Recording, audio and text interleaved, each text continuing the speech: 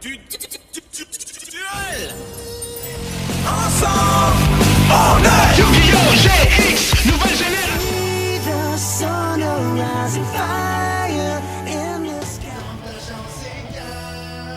Qui gagnera? Oh! Prêt pour le duel, pour bouger, c'est à toi.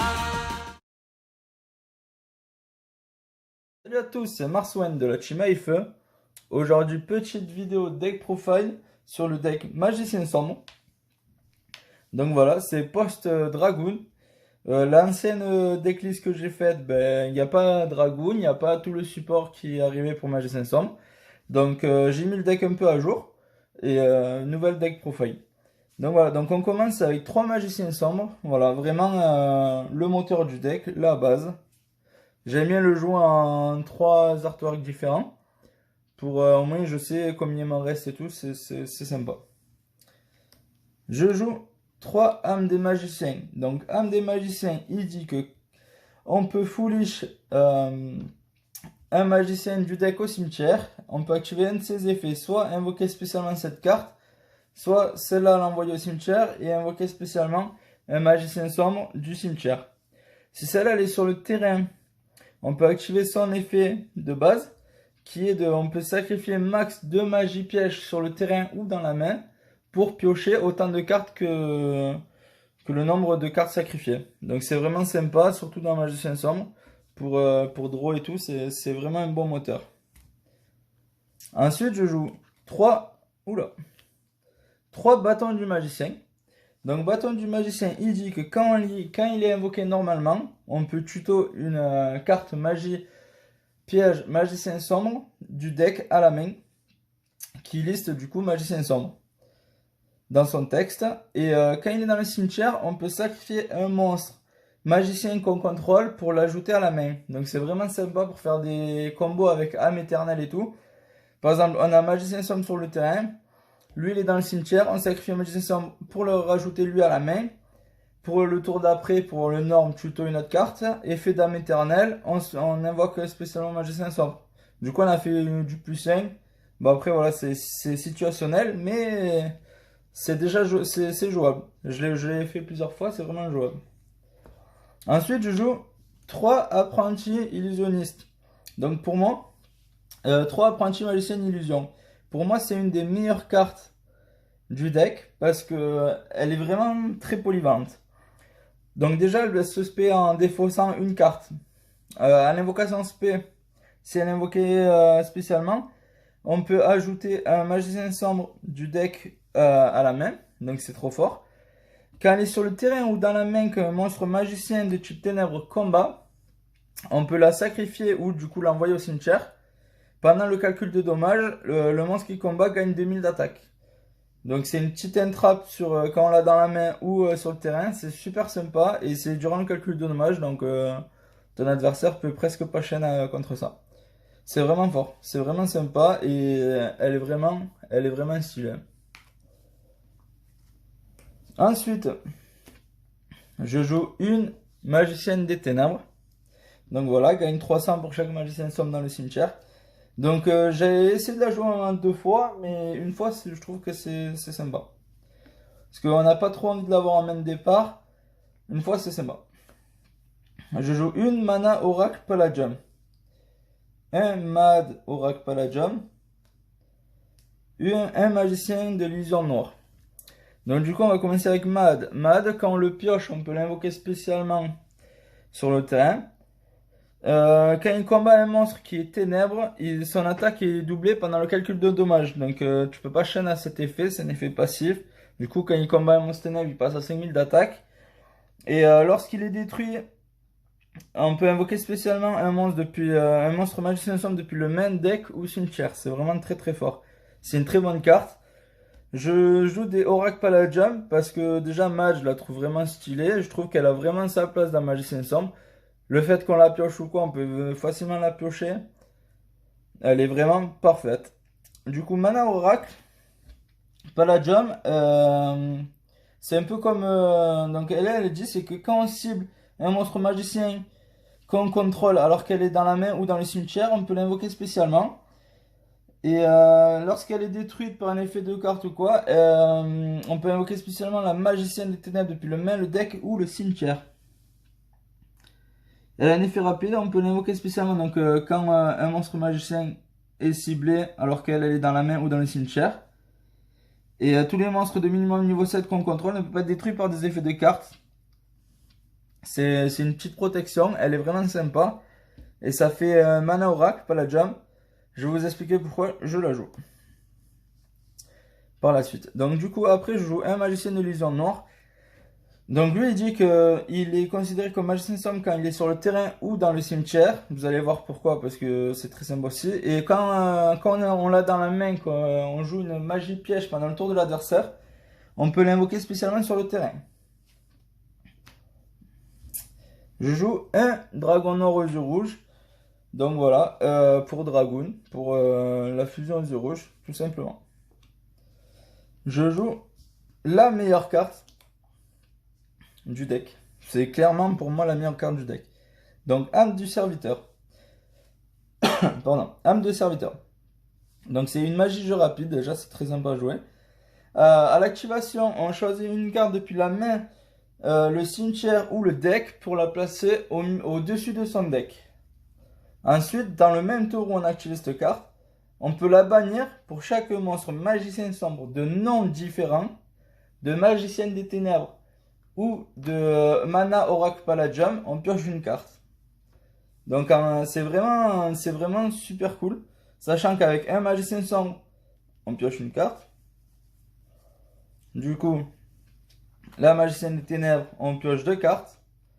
Le mana oracle palladium, le mad oracle palladium, 3 cartes. Mana oracle palladium, 4 cartes. Magicienne des ténèbres de noms différents, 5 cartes. Et en plus de ça, on a aussi celui-là qui dit que quand il est sur le terrain, il est considéré comme magicien sombre. Donc voilà, donc là, âme des serviteurs, on l'a banni pour chaque magicien sombre ou magicien des ténèbres qu'on a sur le terrain ou dans les cimetières. On pioche une carte. C'est vraiment polyvalent, c'est vraiment très sympa. Ça rajoute de la draw. Cette carte, elle est magnifique. Elle est vraiment complète. Ensuite, je joue 3 cercles magiques sombres. Donc, cercle magique sombre, c'est une magie continue. Quand on l'active, on révèle 3 cartes du dessus de son deck. À vous, ouais, c'est un genre de pot de dualité, mais il n'y a que vous qui pouvez voir.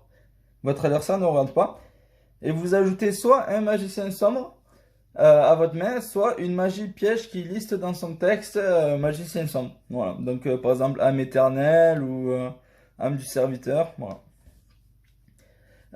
Ensuite, vu que c'est une magie continue sur le terrain, une fois par tour, lorsque un magicien sombre est invoqué spécialement sur le terrain, on peut bannir une carte.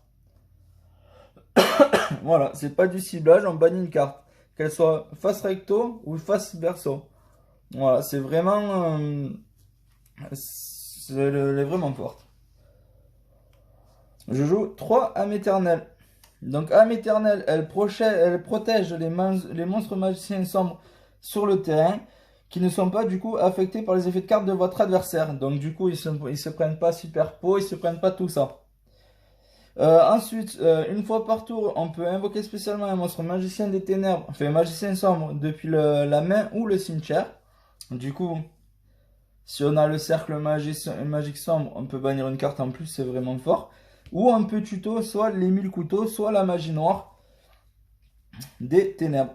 Attaque de magie noire, pardon. Qui est du coup là.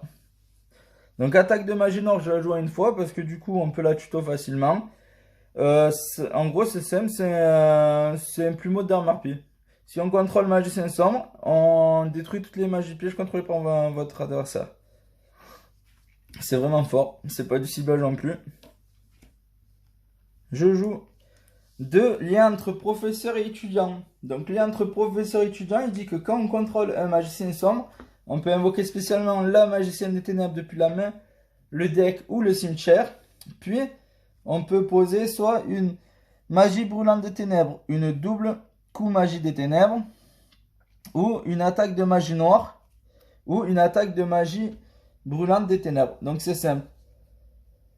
Soit avec cette carte, avec cette carte on fait du plus 2 facilement, parce que tu fais magicien des ténèbres plus soit celle-là, mais en général, je vais chercher la magie brûlante des ténèbres, qui est une magie jeu rapide, donc je la joue en 2 fois, parce que je l'ai en 2 fois aussi.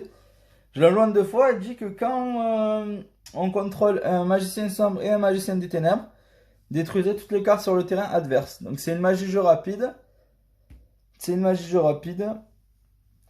Et voilà, ça détruit toutes les cartes contrôlées par ton adversaire. C'est pas du ciblage, c'est vraiment fort. C'est facile à sortir, c'est vraiment fort. Je joue 2 navigations des magiciens. Donc navigation des magiciens, c'est simple, c'est invoquer spécialement un monstre magicien sombre depuis votre main. Puis on peut invoquer spécialement un autre magicien de minimum niveau 7. De max niveau 7, pardon, depuis le deck. Ensuite, si on contrôle un magicien sombre et que cette carte est dans le cimetière sauf le tour elle y a été envoyée, on peut bannir cette carte, annuler l'activation d'une carte magie ou piège. C'est vraiment fort. Ça m'a sauvé plusieurs fois quand mon adversaire faisait 1000 mystiques ou quoi. J'arrivais, le tour où il pose à 1000 mystiques. Ok, pas de problème. Mon tour de jouer. Je bannis ça, j'annule l'activation de 1000 mystiques. Du coup, ce tour, 1000 mystiques, elle servent à rien. C'est vraiment fort. Je joue une âme du successeur. Donc ça, c'est une nouvelle carte sortie dans la Mega Chin 2020, qui est sortie en même temps que Dragoon. Donc âme du successeur, elle dit qu'on peut sacrifier un monstre à effet, puis cibler un monstre à effet contrôlé par votre adversaire. Envoyez-le au cimetière. Donc tu sacrifies un de tes monstres pour envoyer un monstre sur le terrain adverse au cimetière. Puis si on le fait, donc déjà c'est sympa parce que c'est envoyé au cimetière, c'est un peu un effet de Jingersu. Tu l'envoies au cimetière, puis derrière tu peux invoquer spécialement un monstre de minimum niveau 7 depuis votre main ou votre deck. Donc un monstre normal, pardon, donc yeux bleus, magicien sombre, ou même le dragon noir aux yeux rouges. Voilà, c'est vraiment une carte support pour dragon blanc, yeux bleus et magicien sombre surtout. Mais les joueurs de dragon noir aux yeux rouges peuvent aussi la jouer. Je joue un rivaux destiné. Donc lui c'est simple, c'est pareil, c'est encore du support. Il dit que si on contrôle un dragon blanc yeux bleus ou un magicien sombre, jusqu'à la fin de ce tour, annulez tous les effets de monstres face recto actuellement contrôlés par votre adversaire. C'est vraiment sympa. C'est vraiment fort. Et dans Magicien Sombre, c'est quand même du support très sympa à jouer. Et du coup, la troisième, Force dans l'Union. Donc Force dans l'Union, elle dit que si on invoque rituellement ou par fusion un monstre en utilisant un dragon blanc aux yeux bleus ou magicien sombre, vous pouvez cibler une carte contrôlée par votre adversaire ou dans son cimetière, donc soit sur terrain, soit dans le cimetière, on le bannit. Puis cibler un monstre normal de minimum niveau 7 dans votre cimetière, ajoutez-le à votre main en sacrifiant cette carte. Donc cette carte on la sacrifie, on peut cibler un monstre normal donc de niveau 7, minimum niveau 7, donc soit un yeux bleu, soit un magicien sombre, soit un yeux rouge. On sacrifie et on tuto, on récupère au cimetière. Donc c'est vraiment sympa, c'est surtout que cette carte je l'ai joué une fois parce qu'on n'a pas forcément envie trop de l'avoir. Mais j'ai cercle magique sombre. J'invoque spécialement magicien sombre. Je bannis une carte. Derrière je fais une fusion, je rebannis une deuxième carte. Voilà, c'est vraiment fort. Donc ensuite le support du coup, hop, on le range. Donc je joue 2 secrets de la magie des ténèbres. Donc en gros c'est une fusion rapide pour des monstres de l'extra deck en utilisant magicien sombre ou magicien des ténèbres. Voilà. Donc dans les fusions je joue ça. Je joue 2 œils de Chimée. Donc œil de Chimée je trouve vraiment fort parce que bon le contrepartie, le côté un peu négatif de la carte, c'est qu'il faut avoir le magicien sombre ou la magicienne des ténèbres sur le terrain pour pouvoir faire l'œil de Chimée.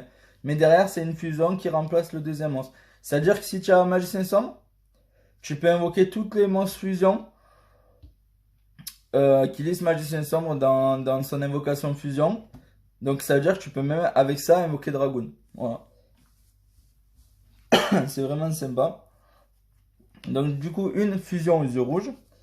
Donc fusion aux yeux rouges, elle dit que quand en gros on l'active, après l'activation on ne pourra plus invoquer spécialement ou normalement deux monstres. Donc en gros, si tu as activé, si tu as déjà invoqué normalement spécialement, tu ne pourras pas l'activer. C'est l'inconvénient de cette carte. Sauf si tu le joues avec Anaconda verte Préda Plante, qui est du coup le combo. Donc du coup, elle, quand tu l'actives, tu fourliches Magicien Sombre et le Dragon Noir aux yeux rouges du deck au cimetière pour invoquer spécialement un monstre fusion qui liste un dragon aux yeux rouges. Donc du coup, Dragoon. Et je joue une fusion magicalisée. Donc fusion magicalisée, elle est vraiment sympa. On peut bannir des monstres fusion, des monstres matériels fusion pour invoquer spécialement de l'extra deck en bannissant les monstres sur le terrain ou dans le cimetière. Voilà, donc en fin de partie, c'est toujours sympa de la sortir. Du coup, on va passer à l'extra deck. Donc l'extra deck, je joue les magiciens des ténèbres. Donc les magiciens des ténèbres, il dit qu'une fois par tour, lorsqu'une magie piège est activée, on pioche une carte déjà, ça c'est sympa. Et en plus de ça, lorsqu'elle était envoyée au cimetière et qu'elle est détruite, on peut invoquer spécialement Magicien Sombre et Magicien des Ténèbres de la main, du deck ou du cimetière sur le terrain. Donc c'est vraiment sympa. Elle a 2008-2003 de défense. Donc je joue un Magicien Sombre, le Dragon Chevalier, qui dit qu'il est considéré comme Magicien Sombre lorsqu'il est dans le terrain ou dans le cimetière. Lui, c'est simple, il a 3000 d'attaque et il protège toutes les magies pièges que l'on contrôle. Et âme éternelle, quand elle est détruite, j'ai oublié de dire. Âme éternelle, quand elle est sur le terrain, qu'elle est détruite, ça fait Ragiki sur tous les monstres. Voilà. C'est le côté un peu dérangeant. C'est pour ça que quand on joue le Magicien Sombre, le Dragon Chevalier, il protège les magies pièges. Voilà, donc ça c'est sympa. Ensuite, je joue la Magicienne des Ténèbres, le Dragon Chevalier, donc un monstre magicien et un monstre dragon. Donc en général, tu le sors avec l'œil des Chimais. Donc c'est simple, une fois par tour, en effet rapide, on peut défausser une carte et cibler une carte sur le terrain, détruisez-la. Voilà, donc je joue Cavalerie des Ténèbres, celle-là j'adore la sortir. Donc elle gagne 100 d'attaque pour chaque magie piège sur le terrain ou dans les cimetières. Et si cette carte attaque un monstre en position de défense, elle fait des dommages perçants. Donc elle a déjà 2008 d'attaque, elle peut vite monter avec toutes les magies pièges qu'on joue dans Magicien Sombre, plus il suffit qu'un adversaire le joue. Il fait des dommages perçants. Et elle a un effet rapide. On peut défausser une carte, annuler l'activation d'une carte, et si on le fait, détruisez-la. Lorsque ton adversaire active un effet de carte qui cible une carte sur le terrain. Donc c'est vraiment fort. Cavalerie des Ténèbres, elle est vraiment sympa. Donc ensuite, je joue. Tac tac. Le Grand Magicien Iben. Donc deux monstres de type magicien de niveau 6. De niveau 7. Donc lui, lorsque on a une piège ou une magie jeu rapide pendant le tour de l'adversaire, depuis la main, on peut l'activer en détachant une de cette carte. Et ensuite, parce que je connais pas trop, si cette carte est invoquée par X6 en détruisant et elle est détruite au combat, on peut invoquer spécialement un monstre ténèbres ou de type magicien depuis le main ou deck, et puis on détruit une carte sur le terrain. Donc voilà, celle-là je la joue, c'est celle que je joue le moins. Ensuite, je joue le Magicien Illusion Ébène.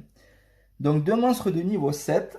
Celui-là, donc lorsqu'il est invoqué, on peut détacher une carte et invoquer spécialement un monstre magicien de rang 6. Non.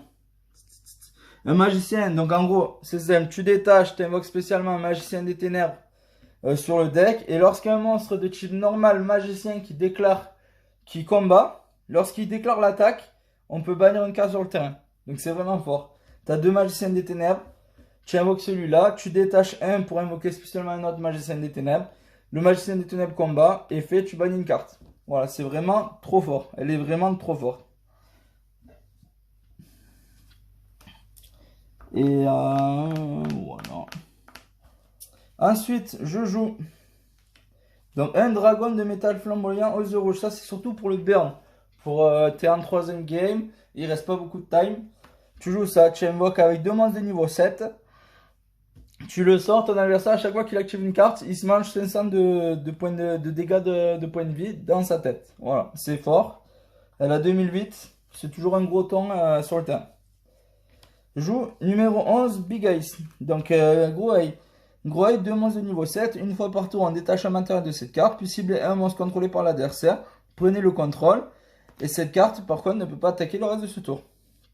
Voilà, c'est fort, c'est toujours sympa. Je joue un Norito, l'autorité morale. Donc 2 monstres de niveau 6. Donc soit la magicienne des ténèbres, soit la magicienne de l'illusion. Donc une fois par tour, en effet rapide, lorsque ton adversaire active une magie piège, tu détaches un, tu annules et tu détruis la carte. Donc c'est toujours sympa. Donc je joue Phoenix, chevalier du cauchemar. Licorne, chevalier du cauchemar. Donc c'est simple. Quand elle est invoquée spécialement. Bon, après, si elles sont pointées, on pioche une carte. Mais lorsqu'elle est invoquée spécialement, on défausse une. Celle-ci, tu détruis une magie piège contrôlée par ton adversaire. En la ciblant. Licorne, lorsqu'elle est invoquée spécialement, tu défausses une et tu renvoies. Tu mélanges une carte dans le deck. Sur le terrain de ton adversaire, tu la renvoies dans le deck. Ensuite, je joue Anaconda verte près de la plante. Et 2 dragons. Donc je joue 2 dragons parce que c'est très facile de le sortir dans Magicien Sombre avec œil de Chimée ou Anaconda verte près de la plante. Donc Anaconda verte près de la plante, elle dit que lorsqu'elle aime, quand on l'a invoqué, on peut activer son effet, on paye 2000 points de vie et on foolish une magie fusion du deck au cimetière. Et cette carte, jusqu'à la fin du tour, elle gagne l'effet de la magie. Et on peut, une fois qu'on active l'effet de la magie, on peut invoquer spécialement qu'une seule fois. Donc c'est pour ça qu'en gros, on peut faire l'effet de la fusion aux yeux rouges sans avoir la contrainte de la magie fusion qui dit qu'on ne peut pas invoquer plus d'une fois le reste du tour. Donc voilà.